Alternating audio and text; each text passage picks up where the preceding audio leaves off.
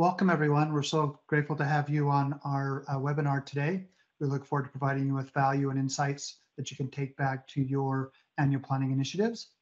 In terms of the agenda, thanks so much, Sean, for the introductions there.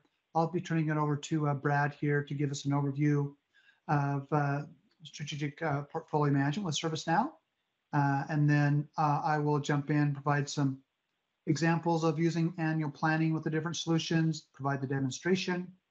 And then I'll definitely highlight the roadmap. That was important for customers on our previous webinar, as well as then we'll provide some of our reporting solutions that can give you that visibility into your annual plan, and then have the question and answers as Sean mentioned. So want to appreciate everyone from attending today. If you're not familiar with Results Positive, we are a strategic partner with ServiceNow. We've been specializing in strategic portfolio management, PMO, project portfolio management over the last 18 years. We do have various sets of offerings from advisory for assessments and roadmaps. We actually have roadmap templates. We actually have training workshops within 4 hours. You can get a draft overall roadmap. We do, as you'd expect, end-to-end process product implementations, as well as training, as well as ongoing support. And then we have some value-added, impactful reporting solutions to really help share the results of all of your investment decisions and the progress as you look at protecting and delivering on those investments as part of those reporting solutions. So thanks again for joining today. And Brad, I will turn it over to you. I'll echo what John said. Thank you, everybody, for taking some time to meet with us today and learn a little bit more about how ServiceNow supports your annual planning initiatives and activities. So for many of you that are on that calendar year, fiscal year, congratulations for being able to probably catch your breath for a little bit after you exited your annual planning activities. Typically, we see customers kicking that off July, August with the actual plan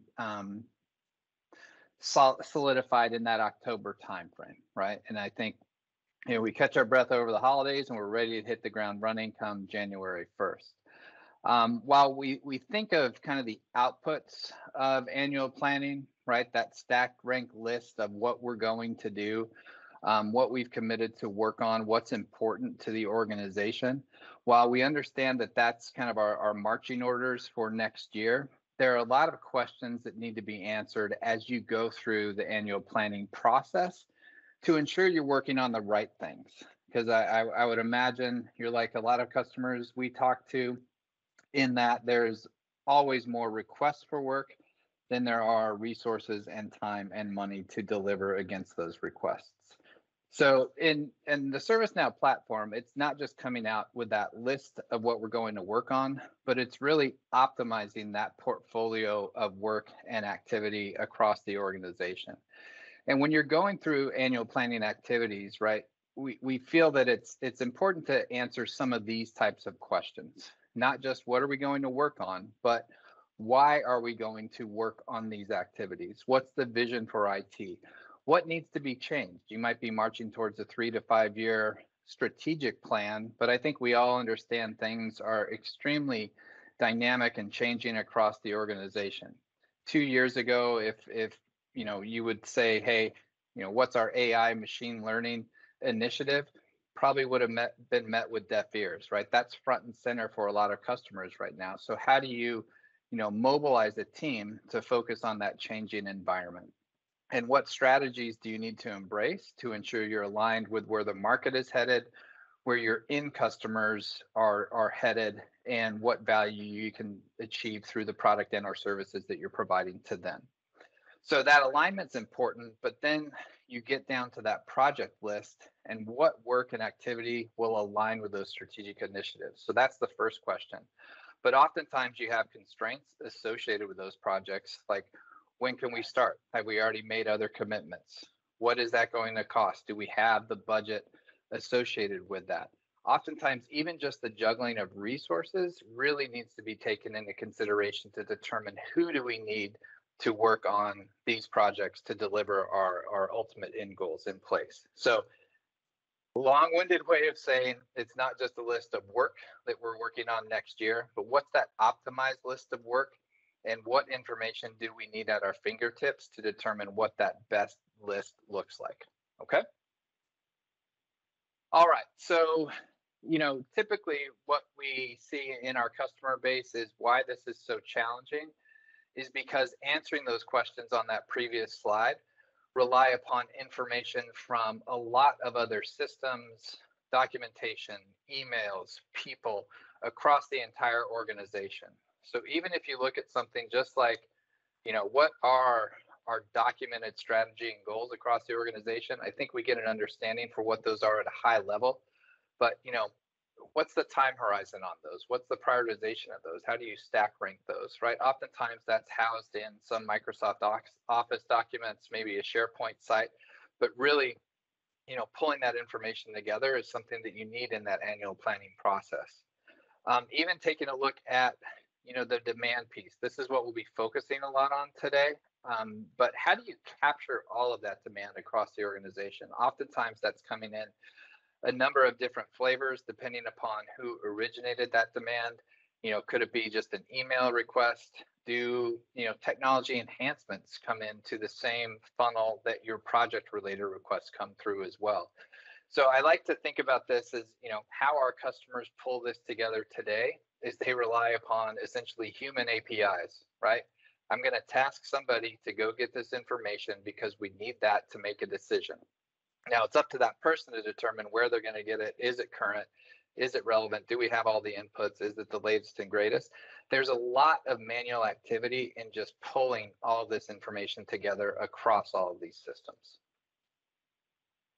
So from a ServiceNow perspective, what we envision for our customers is managing this entire planning activity, kind of what you saw on that previous slide, all within one platform, right? Various stages to managing, the overall strategic life cycle, understanding that changes. Once we get the strategies in place, what does the roadmap look like? So what's the time horizon associated with those? Do we have the architecture from a technology perspective to support that as well? So a lot of these activities that are represented on this slide right here represent processes and workflows within the ServiceNow platform that we support. Because we understand that planning is a very interconnected process across the organization. While we think of it as linear, there are all these bifurcations that you take where you have to get input from other areas of the organization to effectively plan. So by housing that on the ServiceNow platform, that basically achieves two primary goals. One, we have all the participants across the organization who are contributing and participating in annual planning activities interacting on the same platform. If we need information from a security group to make an assessment around technology, we can manage the routing of that within ServiceNow through our workflow capabilities. So that's ensuring that we have the right participants at the right steps in the process, and we don't get lost in that email, phone call, voicemail, text purgatory where things often go and just disappear. So we're making sure that process is moving forward and we're getting the correct information at the appropriate stage gates to make those effective decisions. The second benefit of the platform, in addition to kind of managing that work, is everyone is working from the same set of data and information. So not only are we managing the processes, but within the platform, we house a lot of the data to help make decisions, resource information. What do our budgets look like? What does our existing work look like? Where are we getting enhancement requests? Where are we getting change requests that would consume resource availability and capacity across the organization? Having all that data at our fingertips really helps us optimize our decision making when we get that, golden list of what are we going to work on next year. All right. All right, so basically just to kind of summarize that previous slide, it is very busy, but we understand that this process can become very busy as well, just basically due to a lot of the organizational complexities and all the information needed. When you think about strategic portfolio management from ServiceNow, there are basically three domains that we support, right? That's the strategy piece, alignment, and delivery. So that strategy is important because that determines what's on the horizon that we're focusing on. So what are we going to put our crosshairs on? What are our goals and targets? What's that timeline roadmap? And what's the overall technology architecture to support that? All of that's housed and managed within ServiceNow, not just kind of as a static placeholder, but with an understanding that oftentimes these components change. So as those change, how does that impact the work that's being requested, the work that's being agreed upon, and the work that you're delivering today?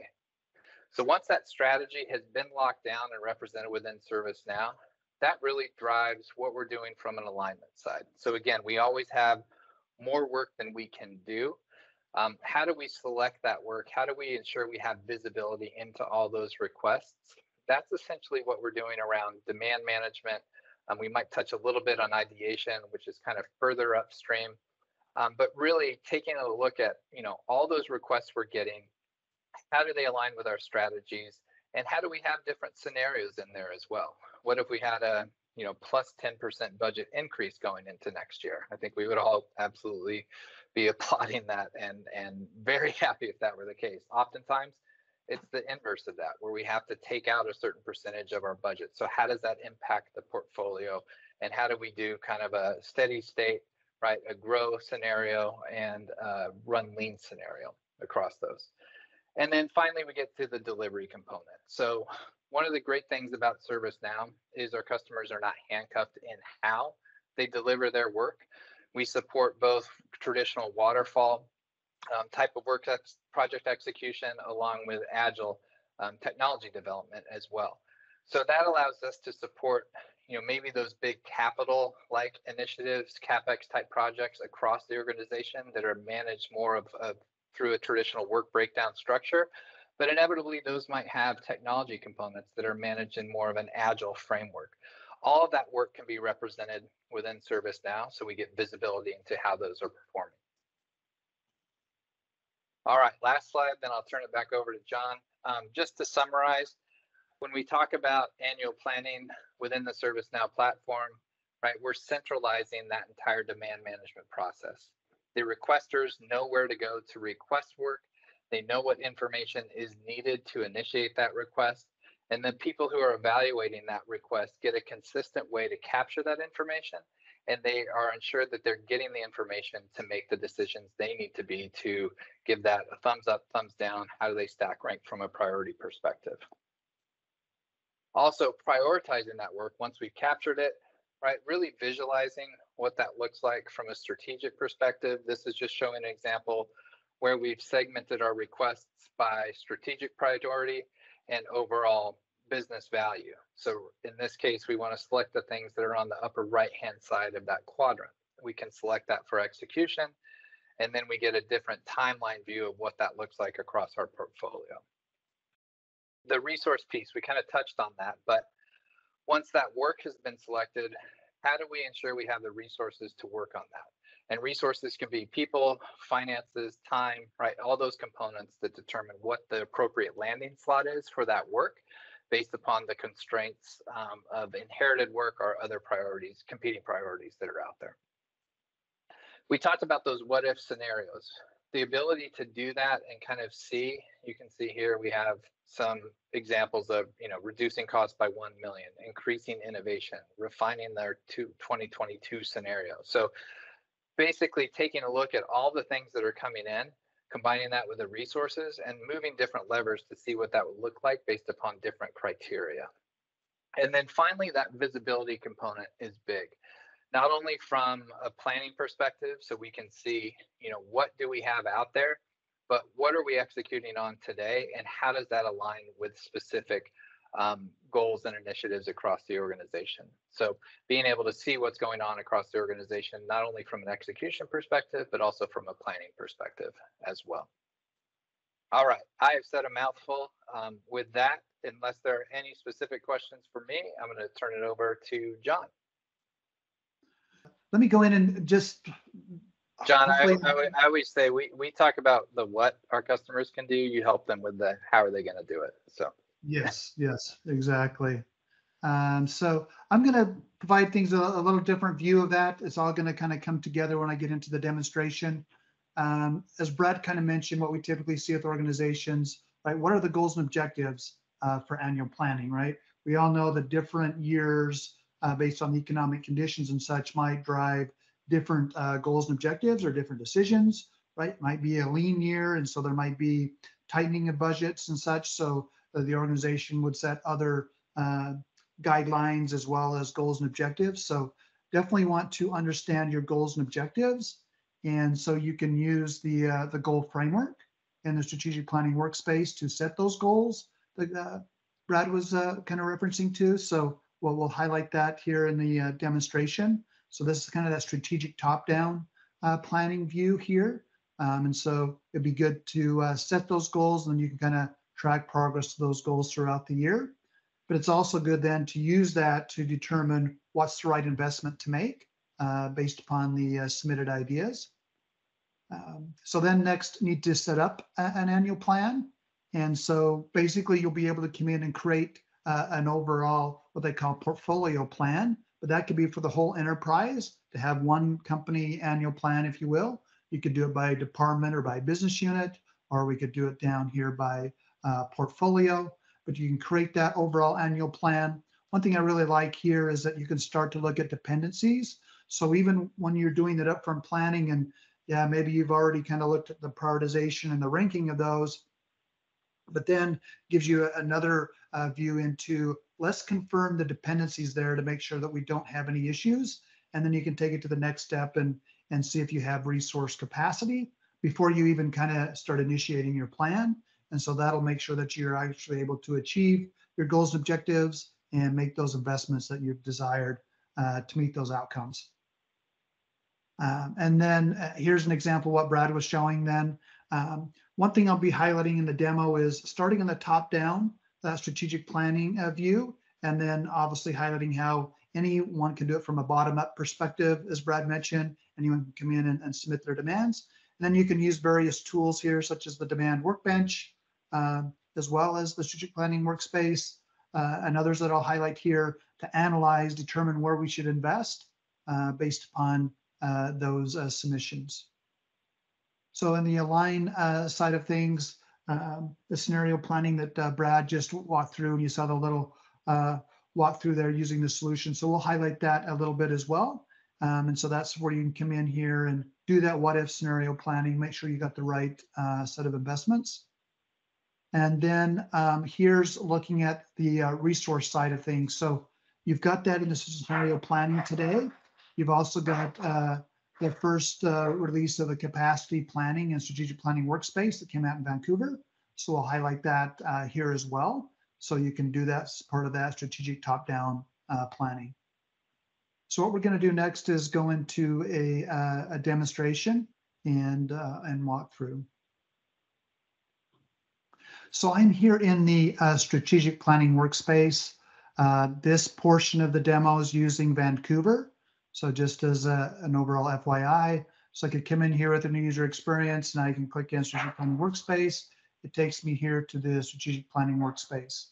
If I want to come over here to the overall planning here, so what's nice here is I can create multiple different plans. So I could create one for the whole entire organization and have an organization level plan, and I could consider that to be your overall annual plan. I could do plans for each individual department or business unit or portfolio. And so you do that as part of setting up an overall portfolio plan. So from a top-down perspective, you'd first come in here and identify and set up a portfolio plan. You would select the appropriate lens. So most likely you'd probably do the organization type here, or potentially the strategic investments or portfolio. So it kind of just depends on how you're set up and what hierarchy you're looking for. And so that's what's nice with these lenses. If you're not familiar with them, it basically has a predefined hierarchy. And so you select the one that you're looking for here, and then you just go to the next step. And so what's nice here is if I wanted to pull in everything for the whole entire company, I could just select company. Or if I want to do departments or business units, I can select those. And what you can do is not only just one department or one business unit, you can select multiple. So that's what I have set up here And obviously my demo environment's rather small and slow here. But you can come in here and select multiple departments or business units to be part of your overall plan. So I'm just going to go back here to these plans that I have set up before. I have one that's one of those company plans.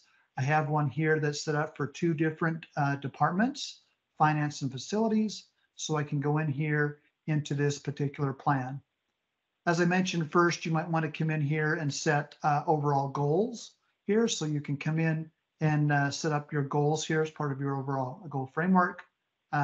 And you can start looking at managing those goals. If I come over here to my list of goals here, and so I could set up those goals here for the year.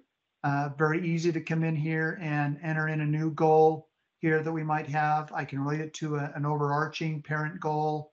I can tie it to an overall strategic priority for the organization. So very easy to come in here and add in new goals. You can also establish that hierarchy as you would assume, and that can be tied from a child to a parent goal. But also you can set these specific targets, which is your actual metric, and then you can start to track progress against these goals. So that's kind of typically more on the execution side, but you can do that. In terms of tracking the goal progress, you can do that manually, or you can have that automated, and it would take the benefit plans that you might be using, and it'll roll up from those benefit plans that you're executing, such as projects. And so then it would start giving you your overall progress percent complete here against your goals. But the goals will be key then when we're coming into planning. So if we first come in here, we can see a list of all of our planning items. And these planning items can be projects, as you see here. They can be demands, they could be epics. We've even set up for organizations to have ideas here. So you could have ideas in here as your planning items. What's nice here is you've got your overall ranking. So as you're ranking those as part of your planning, and then you can actually move items up higher in an overall rank. So very easy to manage that from an overall ranking perspective. And then what you also do here is as they come in, you then get to determine, are we still reviewing that demand or that idea, or we actually have it prioritized to kind of look at including it on our annual plan roadmap. And so once I change that to prioritized, only the prioritized items would show up here in your overall roadmap. And so then you would be able to start looking at your roadmap. Now you can color code your roadmap here. You can have it tied to the specific goals here. As you can see, as an example, two different goals here. We can see the demands or projects tied to those. So a lot of different ways that you can display the data. I don't have any dependencies on this particular example, but I can start to see that I have an overall dependent item here on this one. So it's going to give me a heads up on that as we're finalizing our plan for the year. And then as we're also doing that top-down planning, I can also come over here into the capacity planning. So this is new with the Vancouver release. And so this starts to give me a view into the capacity here associated to whatever resource criteria I've selected. So in this case, I'm coming in here on this example, I've selected multiple resource groups, as you can see here. And so I've selected those groups. As a result of that, then it's showing me my overall capacity here as we go forward into 2024.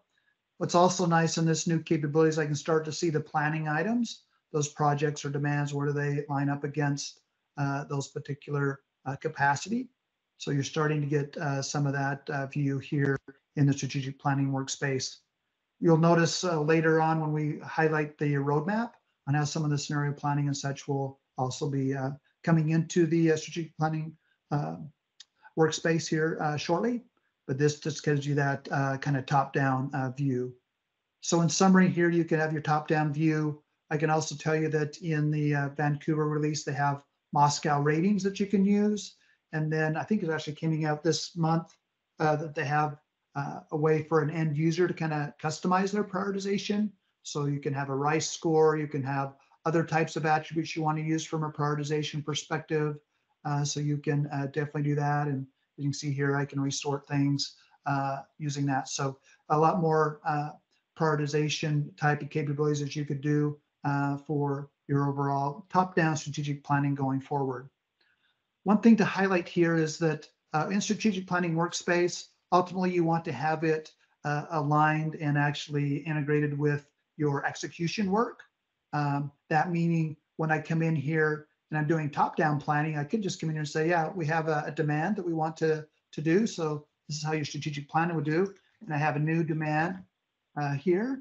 And basically here, then I need to include the facilities. That's the department that's part of this particular plan. If it was a company plan, then I wouldn't need to worry about that. I could put in my primary goal and make sure that we're aligned to our overall goal for the year. And so very simple here from this perspective, just to come in and submit an overall new demand. And that would start the process here. I have that example here. And so at that point, if you have the integration set up, it'll actually then create that demand in the execution layer. And then the team can grab that demand, start doing their business case, start doing their detailed estimates and planning. So they can do it from there.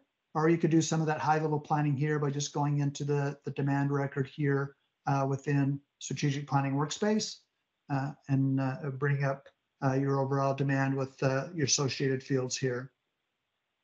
So you can see here that it's kind of the newer experience here, looking at it from a demand perspective. And so we've got the name of the demand. It was very simple to create.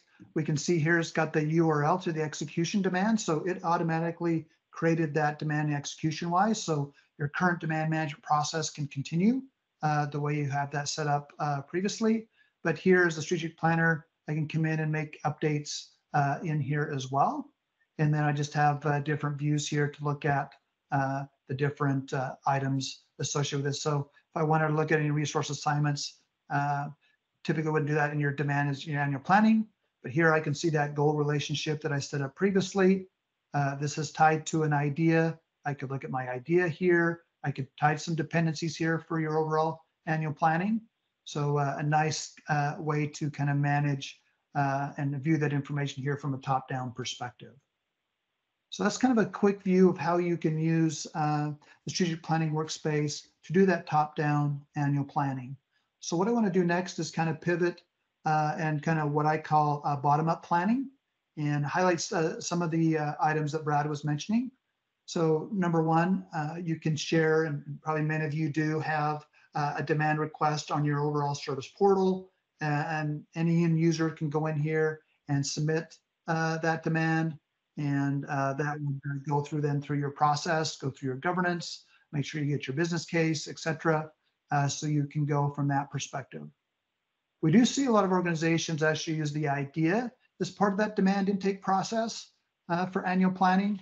And so you could use the idea portal or your version of the idea portal, and end users could come in here and create an idea and submit that overall idea as an example. So I have a new idea for 2024 here, and I could then select here.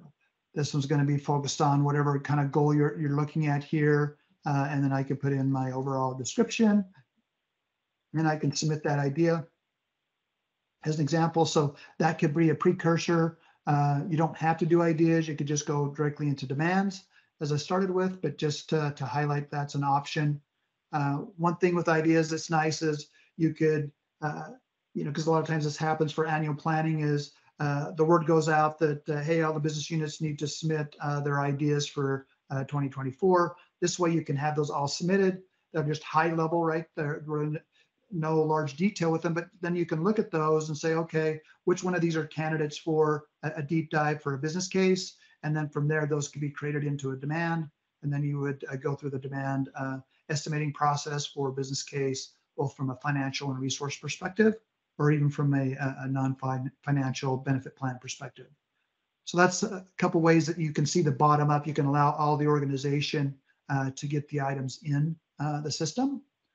And then once they're in, as Brad was highlighting here, I can have, set up a demand manager dashboard so I can see those items coming in here. And so I can use this to drill in and see the different demands that are coming in. Say you might want to give everyone and you're just doing demands, not ideas. but you give everyone, 30 days or whatever to submit their ideas. So they're most likely would stay in your draft state during that time. At that point, you can analyze those, get those assigned, and start that business case process. So that's an example here of using the overall demand manager dashboard. And then next here, this here is looking at the scenario planning. So even if those demands are created from the strategic planning top-down view, or if they're created from the bottom up, then you can come in here to the strategic planning, in the portfolio planning workbench and start to do some of that what if scenario analysis. So I can see here with this default plan, I've got certain selected projects or demands that would work on. It's telling me overall here what type of cost. So similar to what Brad was showing. And then over here, I can then kind of look at it from a different scenario. I can see this different scenario. I can say, no, we actually want to look at doing more with this scenario. So we can do some sensitivity analysis. And so we can look at that. And then we can also tab over here and kind of look at it from a resource perspective. Do we have any high level gaps in here? We can see here, hey, we're going to have some overages. So I could look in here and kind of see here that I've got an overage, but it's all related to this big project. So that would give you an insight into maybe that's a critical project, one of those big rocks that need to be included in your annual plan, or, unfortunately, based upon the budget and the goals and objectives for the year, maybe we can't fit that in. So it gives you that type of visibility and decision-making as well. And then Brad mentioned this and showed this in his slide there. I can see the different comparisons here, and then I can select the different scenario. So you continue to do these scenarios, right, until you get an overall plan you want to move forward with.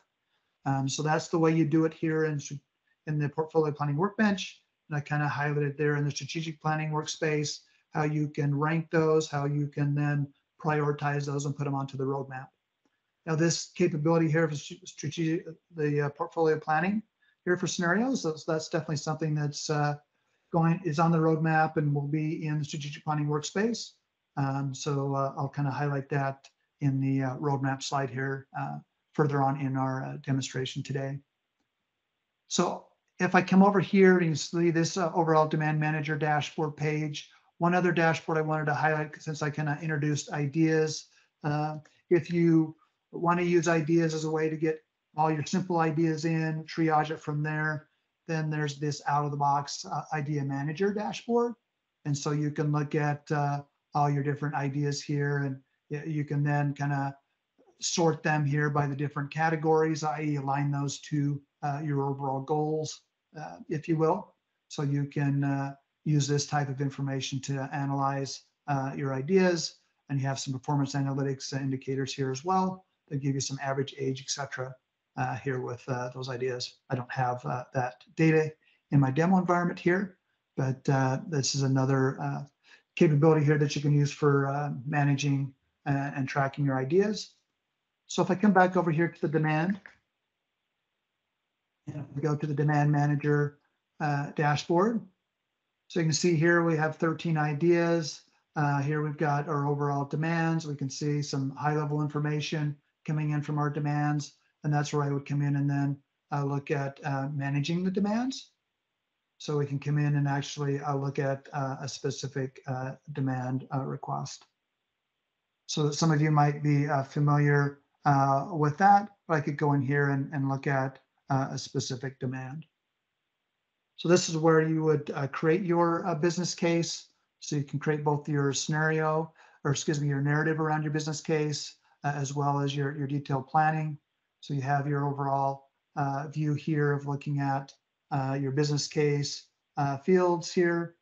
You can see here in this example, we've applied the goals framework here in this example. So the strategic priority, the primary goal. So whichever primary goal you have, if it has a related strategic priority, that would show up here when you save that. So that's an example of how it's tied into strategic planning workspace and the overall strategic planning workbench. And so then down below here, if you wanted to do your detailed estimates, right, you've got your resource plans, you have your cost plans. And then what's key, right, in your decision making is what's the benefit and return. So we can come in here and create your overall benefit plans. And so both monetary and non-monetary. So if you've been a legacy customer, you might not be using the non-monetary yet. This is a great way to track and plan for increases in patient satisfaction or increases in customer satisfaction or employee engagement that are non-monetary. And then you can use that then on an ongoing benefit realization perspective. And then that'll roll up into the strategic planning workspace so you can see your overall ability to meet those goals and objectives. So the other thing here, as Brad kind of mentioned, you've got this overall states that you can go through here. You set up your various governance entities that you want to establish. What's also nice here, you can actually have it fire off and send out actual surveys. So if you want to use that, it'll send out surveys. And then all members of that or all stakeholders of that portfolio would take a survey. That would help you with your scoring from risk and value. That'll then help you put that on the demand management workbench from an overall scoring perspective. So you can do it from that perspective and include others to kind of help score. Or you don't have to do that. You can just look at overall scoring from, say, the PMO organization or whoever's managing your annual planning set of activities. So that's the brief, really high-level demonstration I wanted to highlight today here, using the core solutions here within ServiceNow to perform your annual planning activities. So what I wanted to come to next is looking at the roadmap. Organizations are excited to hear about the roadmap. So this here was presented by ServiceNow in the end of September. And so the current release is Vancouver. So portion of my demo today was on Vancouver. We saw some of those new solution capabilities there in the strategic planning workspace. As you can see here, they're continuing to add more and more solutions onto the strategic planning workspace. And it's meant for that, planning portion. As Brad mentioned, you have the overall planning, we have alignment, we have execution. And so it's all those planning top-down activities that are moving forward here into the workspace. If you haven't had a chance to look at the detailed, the overall roadmap, we can definitely schedule a call with you to kind of review that. But you can see here that portfolio workbench for scenario planning is planned. Looks like here, the start of that.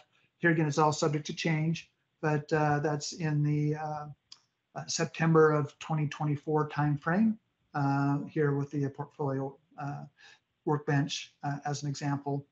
The project workspace, if you've been familiar with that, continue to make updates there. The Vancouver release included resource assignments and financials there. So some good updates. Look forward to coming up here, the resource management workspace. So that will be a new modern version of the resource allocation workbench and the reports. I think something that's really, really exciting here is the collaborative work management here. So bringing all your work together, but it's more than that. How do I manage and collaborate on documents? How do I actually, as an individual, create my own boards and understand my own timeline to work on work, as an example. And also they can actually create some of their own automations. So if they wanted to automate some of their own tasks and things of that nature, they can kind of set that up themselves as well. And we see here in the future, some updates around the innovation portal or the idea portal, as I was highlighting earlier. So hopefully that gives you an idea of what's coming here with SPM. Next thing I wanted to highlight, and we all talk about making decisions, making the right investment decisions. So as you can see, you get a lot of visibility in ServiceNow. You get your strategic planning, you get the bottom-up view, but our customers typically want to be able to view things. They want to be able to export it out into the same layout and format that they're experiencing with their, say, dashboard or report. And so we have some pre-built solutions that our customers are getting value for, and almost all of our healthcare customers are using portions of our portals. And so this one key thing here is you can share this with all your stakeholders. So you can reward the team, whether they're doing top-down planning or bottom-up planning, view the information there and be able to take action based on that information, as well as easily get that information out. So they could take this, they could have this filtered. This could be the current view of what they're planning from a roadmap perspective for annual planning, as well as looking at it for managing and monitoring execution. We have a nice one pager or two pager here from a business case perspective. So very readable from an executive perspective, and it's available here with just one click. You can, just pops up here as part of reviewing the details. Same thing here.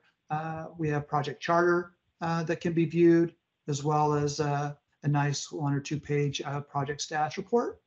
And so what's nice here is you have consistent look and feel, and it's easily accessible there from an overall executive perspective.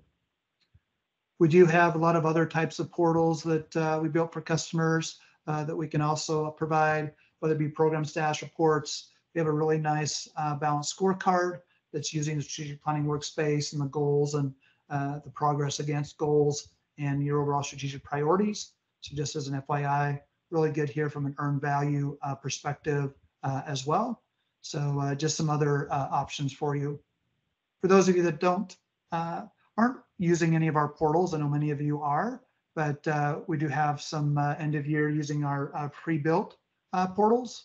So we have a little bit of tailoring that can be done here. Again, that budget can increase based upon your requirements, but we do have an end of year pricing here. So if you were to purchase any of the portal package here, you would have a benefit there for that. So just as an overall FYI. As you saw, the strategic planning workspace, you see the portfolio planning workbench. Also, if you're not familiar, there's the portfolio planning capabilities that I think are tied to the SPM standard SKU. And then you've got your strategic planning capabilities that are tied to the professional edition. So you can start to see different values you would get for those different licenses.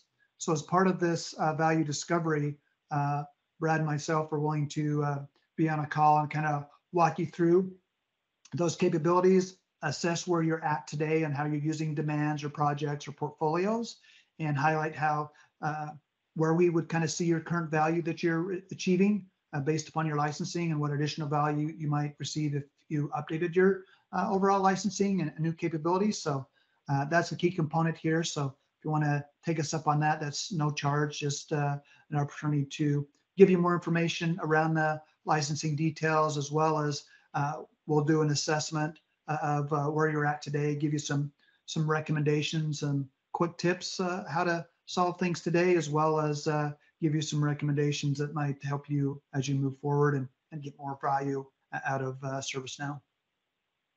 The next thing we can do is definitely help you with roadmaps. So if you wanted to attend one of our workshops or have a specific workshop for your team, we can do that within 4 hours using our templates here, and you can have a draft roadmap for SPM or PPM. And so that's a key component that customers take advantage of. Obviously, next, if you're looking for ways to implement ServiceNow, whether it be implement ideation, demand management, the strategic planning workspace, we can definitely help you with that. So you can schedule a call to discuss those requirements. We can give you a proposal on that. Also, we can do more of a deep dive demo of our reporting solutions. So that's also available as well. Thanks so much, John. I just wanted to turn the time over to Brad real quick if he had any concluding comments or points of emphasis that he wanted to make before we wrap up the session. I'll turn it over to you, Brad. Yeah, thank you. I would just say, guys, like as we talk to customers about this, you can see kind of the power of the platform, which is a strength and a challenge, because to do effective planning, there are a lot of different scenarios that you need to account for. Even some of the questions we were getting from JR, right? Like John and his team are really good at providing guidance around, how to do X, Y, or Z. What should we consider in these processes? So part of what we wanted to get out today was, if you guys are having those challenges, don't hesitate to reach out to myself and or John to see where we can help with those specific types of asks, because there are a lot of things to consider in getting this stood up the right way and best way. So, but again, in closing, thank you to John, Sean, and everyone on the call today for your time. I know everyone's busy, so appreciate you carving out some time to learn about what our capabilities are.